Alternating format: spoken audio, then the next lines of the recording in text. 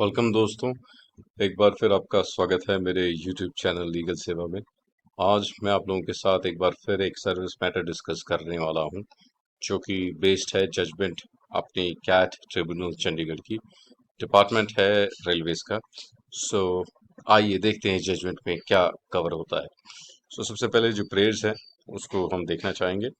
सो prayers में है issue direction to quash the letter dated 2022 this where the case of the applicant projected for the post of senior clerk cum typist। So ये post है और reason क्या है? On the ground of unfit in physically handicapped.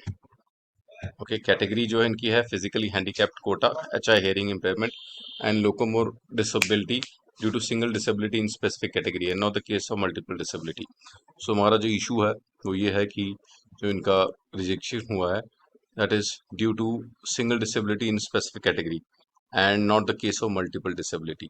Issue direction to respondent to consider the case of the applicant for re-medical on the basis of earlier medical being connected by the applicant at the government boards, hospital related to the applicant, and if the applicant falls under the multiple disability category or single disability category, further direction that in case of the applicant to issue a permanent letter to the applicant related with the least level 5 category post as mentioned above in accordance with law, and still further pray to consider the case of the applicant under the category of senior clerk cum typist. इसमें जो इनकी disability की category है वो issue में है।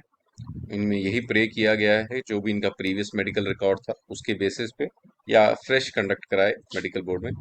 Further issue direction to respondent to kept at least one seat reserved for the applicant under category of level 5 related to the post of applicant as still the posts are lying vacant till the decision of medical board regarding multiple disability on the direction of onward during the pendency of present application as the second stage with regard to the filing of post under the category is under process in the interest of justice।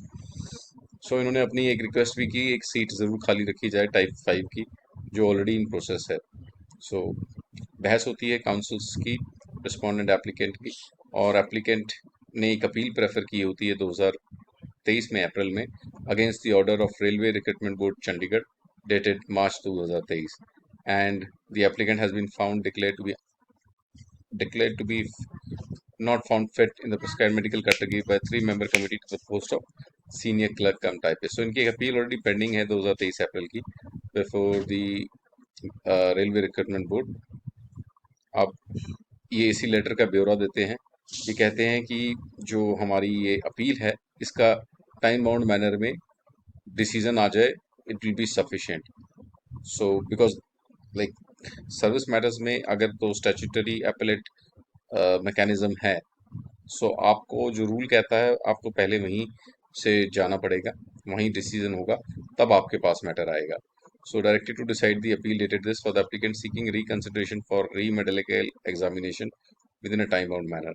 Court को उन्होंने यही कहा जो मेरी appeal है उसको time bound manner में decide कर दिया जाए। और in terms of instructions letter dated 7/7/2007 provides the right of candidate to file an appeal. Court ने भी इसको सही माना कि यस, आपका जो राइट टू अपील है वो वैलिड है और 6 हफ्ते दिए जाते हैं डिपार्टमेंट को आपको एक वेल रीजन ऑर्डर पास करने का ऑन दिस इशू।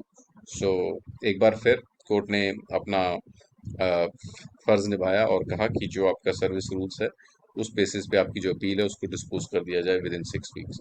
होप आप लोगों को ये जजमेंट पसंद आई हो। मैं ऐसी वीडियोस बनाता रहूँगा। Keep coming to my channel and thanks for watching. Thank you.